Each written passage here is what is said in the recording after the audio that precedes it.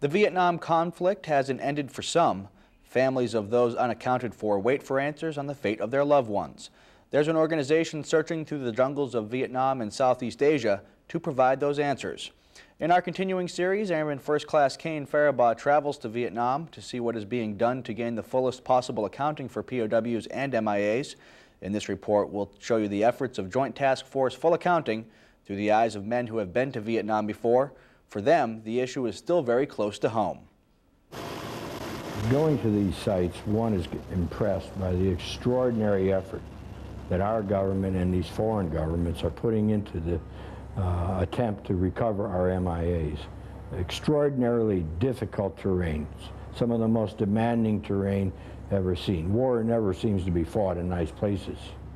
But the sites where our men and locals are now working to recover our MIAs is among the most inhospitable. Very high temperatures, very high hills, in some cases cliffs, triple canopy jungle, and yet our men are down there for 30 days at a time, sifting through dirt, digging trenches, working to find whatever they can which will help identify and our MIAs and bring closure to some family. You can't walk out to one of those sites without being moved. You see the Vietnamese working shoulder to shoulder with our GIs in making these kinds of discoveries and finding the remains of individuals who were lost 30 years ago. You can't help but be incredibly moved and inspired from the standpoint of success.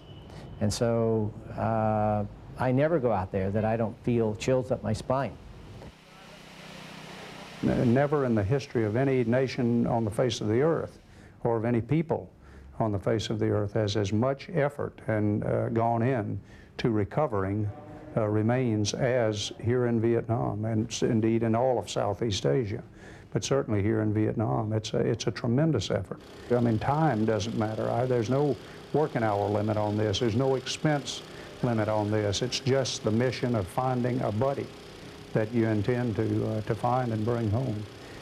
America needs to understand that the people in uniform are working very hard at this, and they need to be extremely proud of the young men and women that serve on this Joint Task Force over here.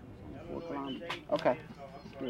This mission takes on a special feeling because you know, you're bringing home those who had paid the ultimate sacrifice, and we know that we're going to work hard to bring these guys home, and hopefully, if it ever happens to us, you know, somebody will come get us too.